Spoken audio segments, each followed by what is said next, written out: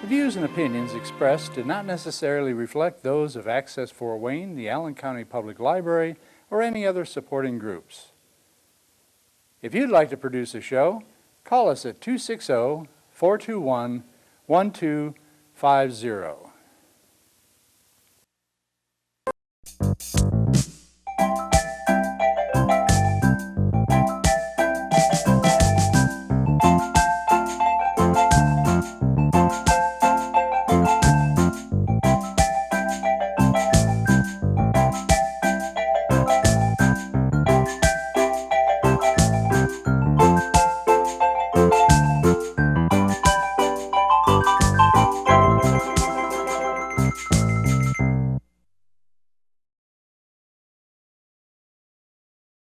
Tell us your name. My name is Sue Goki, and we're here with the Northside Marching Band.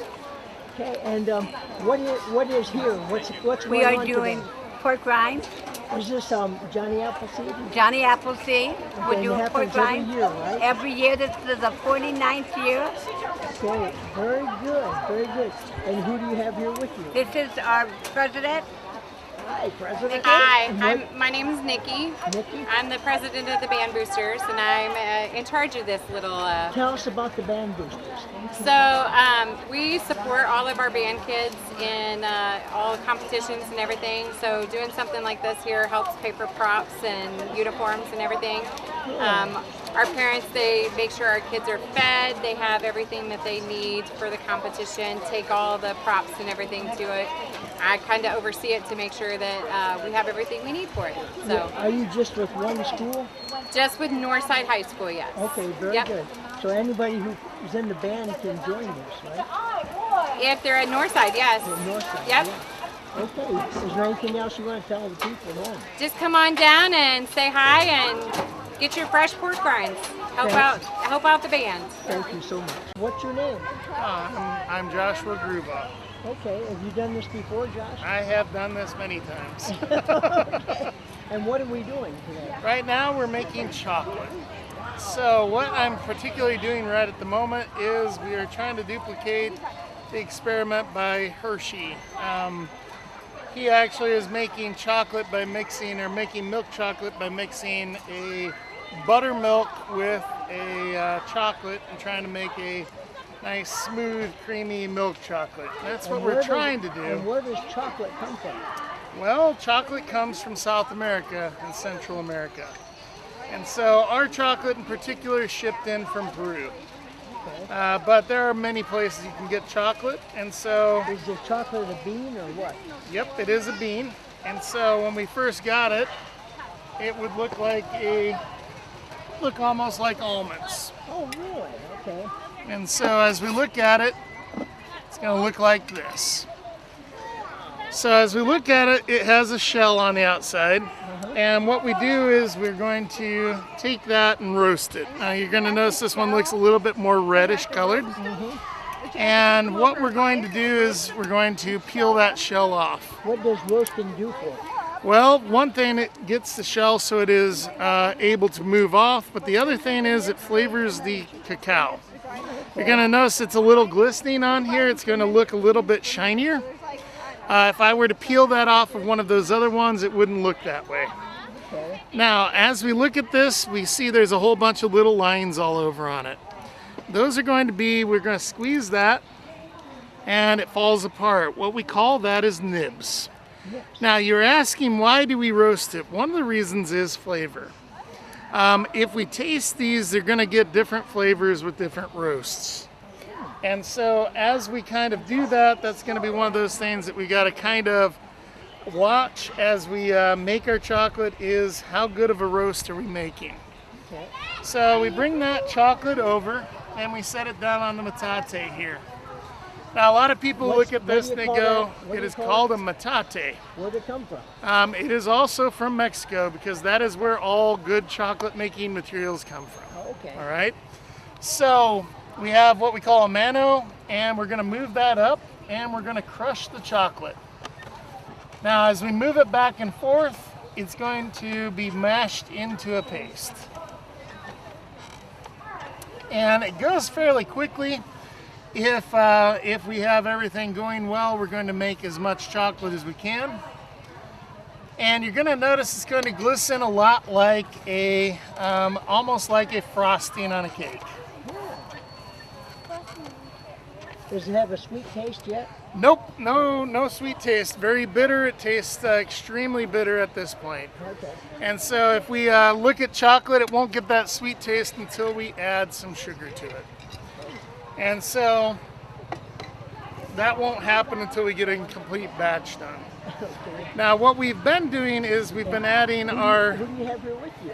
this is my wife, Catherine. Hi, Catherine. Hello. You've been doing this a while too? As many years as I have. How about your kids? You got kids involved? Nope, no kids involved. Okay. But on this one, we're looking at trying to get this to brew. We need more chocolate. We need more chocolate. Yep. And you have to get it, you can't let it boil or how? No, you can't let it scorch because we have milk in here. You don't want it to scorch. Okay. And so as we have buttermilk in it, it's going to have to be kept at a temperature below that. Okay. Oh, we're going to add in our flavored chocolate. Yep, might as well. All right. Where did you think I was going to get the chocolate from? I don't know. does that have sugar in it? Yes. That does that she just added, yes. That gives the flavor. That's why I said it's a flavored chocolate. That was actually a batch of chocolate that we made a little bit earlier that we called our allspice chocolate. So evidently we're making an allspice milk chocolate today. We are. Okay. Were you going to have time to grind us more? No, I don't have time to grind you more right at the moment.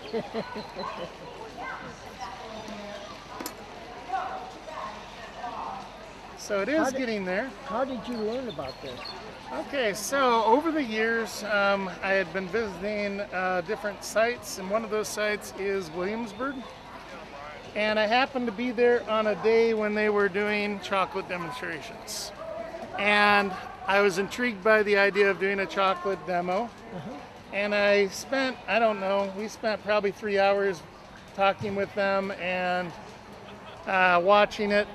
And I decided, you know, I probably could do that here back at our local area. And so I began getting supplies around, began getting things that I knew that I needed. And we happened to go back to Williamsburg, and I was able to ask them additional questions once I got the materials around, going, okay, what exactly do you do at this time? What exactly do you do at other times? Now that was for the initial demonstration. Now we've added some things like this, which is what I would call almost exploratory archaeology, because I do not know what his actual recipe is. So what I'm doing is I'm going, okay, I'm guessing based upon what I can find out by tasting it, what I can find out by watching it. Like we were going, okay, we definitely needed more chocolate in there. Yeah, we might need more chocolate. Probably will. Does that mean we're going to have to take all the chocolate out of that batch? Okay, is there anything finally you want to tell the people? Just come and see you, Just right? come out and enjoy history. It's one of those things that I encourage everyone to always do. Okay. And kind of remember that there is a connection to the past when we look at things. Do you have a website? The only website I would point them to would be, is it Old Fort? The old, The Old Fort. The old fort. Old Fort. Old fort. Okay. Old Fort Wayne, yeah. We're Okay. connected. Are you going to do this again sometime this year? Probably not. We tend to do our pewter demonstration at other times. Okay. So I do both How far do you types. go away to do?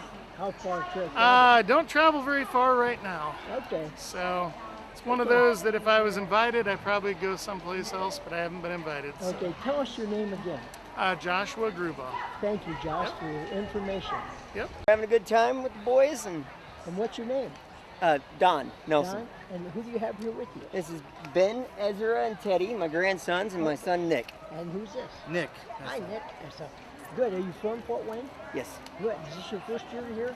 Nope, we come every year. Every year. Very Well, good. it's their first year. Oh, it's their first year. Okay. Are you having a good time? Yeah, You recommend people coming out here if they missed it, huh? definitely. Okay. Thank Yeah, you. it's always a No problem. good time. Yes. Your name. My name is Ashton Doctor. And tell us about your outfit. I'm in my small clothes right now, so that would be with not the full uniform. This would just be my everyday working around the camp or working around our. And what would your rank be about? I'm a sergeant. Sergeant. Yeah. Okay. I have a red stripe on my shoulder. Okay. Not right now, but on my coat, I have a red stripe. That indicates that you're a sergeant. Yes. Okay, very good. And this is the kind that they wore at the fort here Yes. years ago? Yep. What year would that be? Our unit would have formed around 1777. Wow, right? Beginning of America. Very The good. 13th Pennsylvania is our regiment.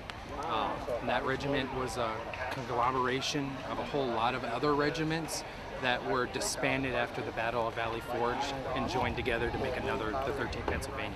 So it's a group, it's a mix of artillery, rifleman units, militia, and then regular Continental Line infantry.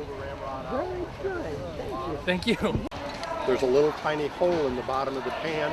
It would set off the powder then in the barrel, and it would push the ball out.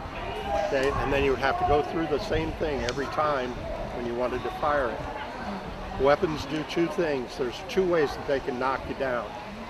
One is by speed or velocity, and the other is by mass. Revolutionary War flintlocks used mass because this is a British Brown Bess, and it is a 75 caliber. So that means the ball is 3/4 of an inch, or about that big around. So that's a lot of mass. They didn't go very fast in comparison to modern weapons. A 22 is only about that big, and it will still penetrate because of the velocity or the speed. All flintlocks operate exactly the same. This is a British weapon, 75 caliber. What's your name? Luke Zuber. Luke, and Luke what? Zuber. Zuber. I'm related to Zubers. Oh, nice. I really am. Okay, from the Antwerp, Ohio. Oh, okay. Yeah, Zuber is actually a really popular name. Yeah, it is a very popular name. In fact, I think our lady that does the head of evaluation of properties, Bev Zuber. Yeah, I think there's 3 different Zuber families in Fort Wayne. Okay, very good. And who do you have here with you? Katie Zuber. Katie Zuber. Yeah. You happen to be a wife? Or? Yes. Yeah. Yep. Okay. His wife. Yep. All right. Do you have any children? No, not yet. Oh, not yet. Okay, very good. And who do you have here with you? I'm not with the reenactments. That's right. You're Just here a at friend. I'm Austin Collins. You come often. Okay. Yes. And you are, You talked to me, I'm already. Ashton Doctor. Sure did, Ashton. Thank you so much. Thank you. Every soldier has to maintain their wares. Every soldier has to take care of their clothes. Some people would help, some people wouldn't, but every soldier was expected to maintain their own clothing. And so what I'm doing right here is I'm making something called a haversack. This bag right here would carry their daily rations, their eating implements, maybe some small effects, maybe a comb or something of that nature if they wanted to. But primarily, it's for carrying food, and every soldier, every army marches on their stomach. Yes. And so I made mine. Good. And what's your name? Say again? What's your, Couldn't hear you. What's your name? My name is Cody Campbell. Private Cody Campbell of the 13th Pennsylvania. Thank you so much. Be with you. Uh-oh. Tell us your name again. Dennis Dix. Yeah, and Dennis, tell us all about what you're doing here. Well, my primary thing I do is flint and steel fire demonstrations, but unfortunately this weekend the ground is so dry, I can't do it for possibility of accidental fires. Okay. So I am sitting here today actually doing repair work. Dennis and I went to school together. Oh, really? Yeah. General Motors School. General Motors too. You went to Defiance High School though, didn't you? No, I'm Paulding. Oh, that's right. You're Paulding. That's right. You're Defiance. Yes, but we did work at General Motors together. I knew his brothers too. Yes. Yep. So it's Bob been and Jim, huh? Yes. Yep. Knew them both. Yeah. And I tell you what, it's been a pleasure. Now, you don't need to record. What's your name? Clyde Combs. Okay. And tell us about your outfit. It's private in the Civil War. Okay, Civil War. Okay. Very good. And what are you doing here at Well, actually, I'm helping out on the cannon, on the Okay. cannon crew. What do you do on the cannon? Well, there's 4 different positions and I can do all 4. Okay, tell us a little bit about the cannon. Well, the cannon, I tell you the truth, the guy down there can tell you more about that cannon than what I can, because I'm not even sure what it is. I know ours was a 6-pounder, but that was no. The cannon? Yeah. At first, what's your name? My name's Ray Smith. Okay. And I'm a private with the Carpenter's gun battery. Okay. And we have a cannon just down there that we're demonstrating. And where did you get the cannon? We got, where did we get the cannon? Craig built ours. Craig Baumgartner built ours. Yes. And his name's couple on years the ago, case on over couple there. years ago, I interviewed him, how he built it. So, great job. So, and tell us who you have with you here. Oh, this is Craig Baumgartner's wife. Okay. And what's your name? Connie Combs. I'm his wife. All right, Connie. And tell us about your outfit. Oh, it's just a plain everyday dress at the, call a camp dress that the housewives use during the day. Okay, very good. And you have your kids with you, huh? Nieces, great nieces. Okay, what's she building over there? They're not building anything. They're just cutting up carrots. Oh, cutting up carrots. Okay, getting ready to They're making beef stew. Oh, but they don't know it yet. Okay. Very good. Okay, I'll go over and talk to the cannon crew and get a little more information about it. Thank you very much. Uh-huh. In fact, there's a bunch of them. Take a look at all of them. What does red, white, and blue remind you of?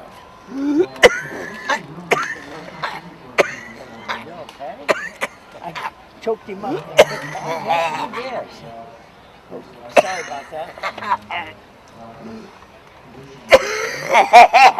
I have that effect on some people. Sorry about that. That's all right. Okay, this is, what does red, white, and blue remind you of? The flag. The flag, watch. Put it in here. You know any magic words? Abracadabra. Oh, my. Tune in today. American flag. There you go. Thank you so much. Thank you. Say it again. Okay. What's your name? Okay. That's all right. Looks like you're cooking potatoes, huh? Thank you. Potatoes and carrots that go in the stew. Okay. Do you have a name for the stew?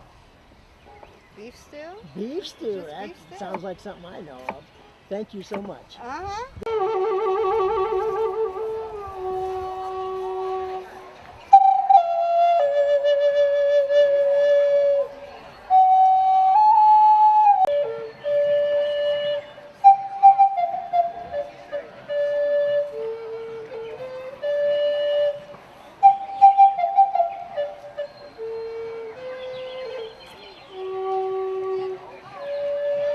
Okay, for the people who don't know you, what's your name?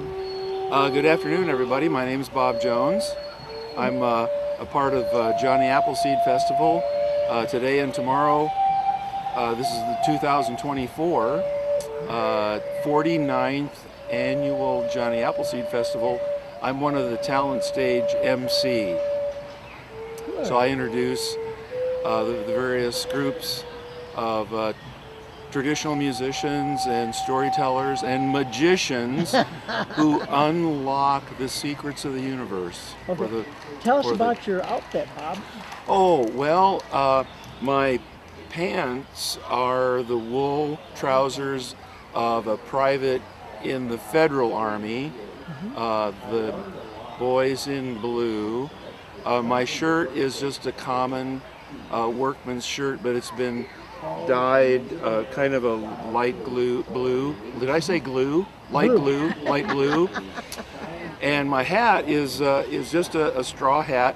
The tall hats were kind of becoming more popular in toward 1812 and after.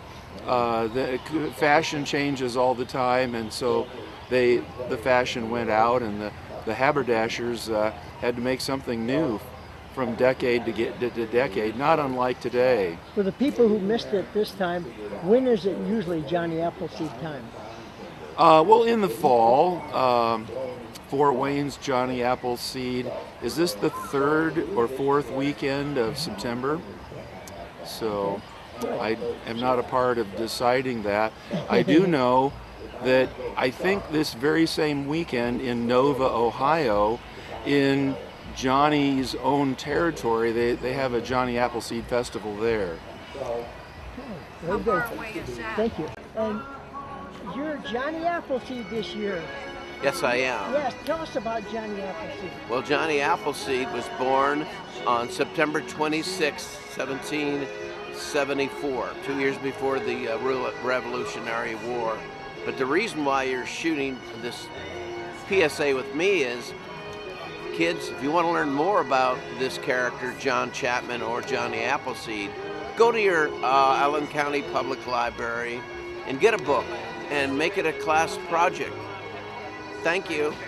Well, thank you. All ages. I'm competing with the bagpacks. Did I say that? Bagpacks? Bagpipes up there, and thank goodness for the bagpipes. Oh, they stopped. Just thank you. I didn't know I had that much push around, that much influence around here. They heard me, so thank you, bagpipes, not backpacks. The 49th annual Johnny Appleseed Festival, can you believe it? And that means next year is going to be a really special year. I mean, every year is a special, but wow. So, if you appreciate all the sponsors, and I didn't get a list this year, but the sponsors, whoever you are, I know Meyer is a sponsor because there's a big refrigerator truck down there, and I know they're helping with the event. And Fort Wayne, the city of Fort Wayne and the Parks Department of Fort Wayne did a lot to get all the straw bales here and put up all of the tents that are a part of the village. Some people have their own canvas, but the question is, America's Got Talent? I think that we've answered that question here at Johnny Appleseed today, and at this time we want to welcome the spirit of Johnny Appleseed, and he has a few words for us. Thank you, thank you. Please be seated, please be seated. So I was up at the gravesite, right? And it's a beautiful gravesite. You just go this way and that way. And this used to be Archer. Archer owned this territory, right? Now it's Johnny Appleseed / Archer Park. So I'm looking, and it's a beautiful display there, and this kid walks up to me and he said, "Are you Johnny Appleseed?" I go, "Oh yeah, I'm Johnny Appleseed." And the kid points to the gravestone. Okay, so I'm the spirit of Johnny Appleseed. So anyway, the main thing is I'm not being noticed as much. Next year when I do it, I'm going to have a tin pot on my waist. He didn't really walk around with a tin pot on his head unless he was entertaining the kids and some of the people. He was born in Leominster or Leominster, however you want to pronounce it, Massachusetts on September 26, 1974. So next Thursday, the 26th of September, is my 250th birthday. Thank you. Oh, stop. Okay. So his dad, 2 years later, his dad Nathaniel was in the Revolutionary War, 1776. And that was the year his mom had, so he was 4 years younger than Elizabeth, his sister, okay? His real name is Jonathan Chapman. That's his Christian name. It wasn't until he got to Ohio when he was doing what he was doing that they started calling him, nickname, Johnny Appleseed. So his dad was in the Revolutionary War. His younger brother, Jonathan, comes from his brother who passed away, but little Jonathan, his newborn brother, died 2 days later, okay? His dad went off to war, his mom died, so he moved with relatives. And then his mom, this is all boring, you won't remember the darn, but what happened is, then they had 10 kids, and there was 10 kids in the house. So, you know, the houses weren't like they are now, so he was out playing in the orchards and this and that, and they gave him little side jobs for money, you know. And so then he started, when he was a teenager, working in the orchards. And it dawned on him, because he saw these Conestoga wagons heading west, and the horse, you know, people moving because the Revolutionary War was over. And he had an idea, because somebody told him that when they moved west, and west being Pennsylvania and Ohio, that if they grow 50 apple trees and 20 peach trees, but it was 50 fruit trees, okay? Depending upon what book you read about this, that they get 3 years that they can have 100 acres, okay? So that's what he did, and his thought was he was going to get ahead of the people settling. Now, he followed the rivers, he followed Indian trails and animal trails, and so that's why this is on the river, because the river gave you water, and that's how they traveled. So he got at places where they would end up at, maybe a year or so later. So he planted the seeds. When they became seedlings, he then sold the seedlings to the people that wanted to homestead there. And they had 3 years to start growing apple trees. Now, you see that? Doesn't have any apples on, does it? Okay, because it takes 10 years for those trees to bear fruit. You want to see an apple? Yeah. That's not the apples he grew. He grew these kind. Look how ugly this is. They were called spitters. The reason why they called them spitters is when you bit into them, you spit them out because they tasted so bad. Okay? And so that's the illusion. It wasn't like in the movie, the Melody and all that stuff with Disney. Wasn't run around with red apples. But these apples provided substance. Is that how you pronounce it, Katie? Substance? For the settlers, because survival was a big deal then too. And they used apples as currency. They didn't have currency back then. They just defeated the British. So a seedling, which is anywhere from here to about that big or so, he would sell for a 5 bit. I think it's a British term. It's 6 cents and a quarter. So 50 of them, and then he'd move west. Now, what's the relationship with Johnny and the Indians? Now, some people find that offensive, calling them Indians, but that's what they were called because Christopher Columbus, when he came to America, was looking for India. That's where that term comes from, okay? And he learned 3 different languages, 3 different Indian languages, and he spoke, not fluent, but he spoke enough Indian that he communicated with them. And he also, he was a herbalist or a medicinal herbalist, so he sold herbs, right, like dog fennel and wintergreen and those kind of things to the Indians. He went to their council meetings, and he became familiar and friends with them, okay? So they thought of him